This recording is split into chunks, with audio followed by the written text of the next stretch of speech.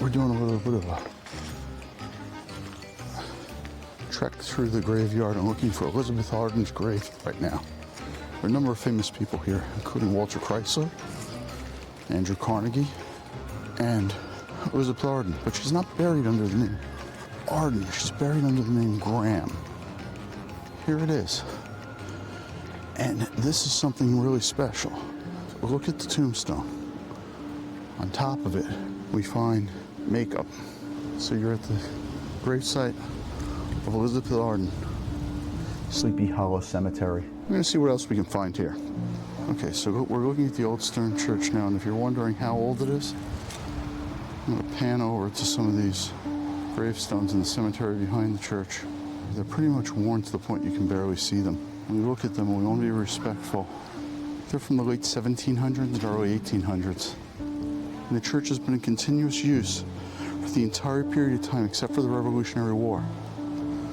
Continuing our tour, people forget the Chrysler building is in New York, and Walter P. Chrysler was located in New York and decided to be buried here.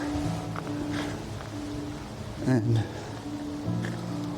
we're at his final resting place, Sleepy Hollow Cemetery. So continuing to walk through the cemetery on a beautiful fall day and see how certain people decide to end their days. So while you would think Chrysler would have been living out in Detroit, here we are in New York with Chrysler. What has become interesting as we're walking around is there's a number of monuments that you can barely see the writing on. But as you look at them, you see the flags and you see the metal plaques. A number of them are for Revolutionary War veterans. Throughout the cemetery, we've seen little tokens of thanksgiving for different people that are buried here. Obviously, a number of them were given from strangers who never knew them for contributions they've made that have impacted them. Some to Andrew Carnegie, who opened a number of hospitals, libraries, Carnegie Hall. Others to soldiers who fought in different wars, Civil War, Revolutionary War. But here, we see those who fought for the freedom of the nation still being honored.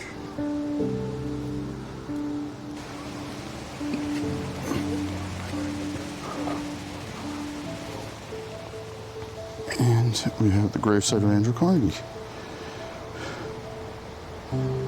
Very modest grave for a man who was worth so much. It's a wonderful place to visit. Sleepy Hollow Cemetery, just north of New York City. Ultimate Park Guide. If you like what we do, subscribe, ring the bell.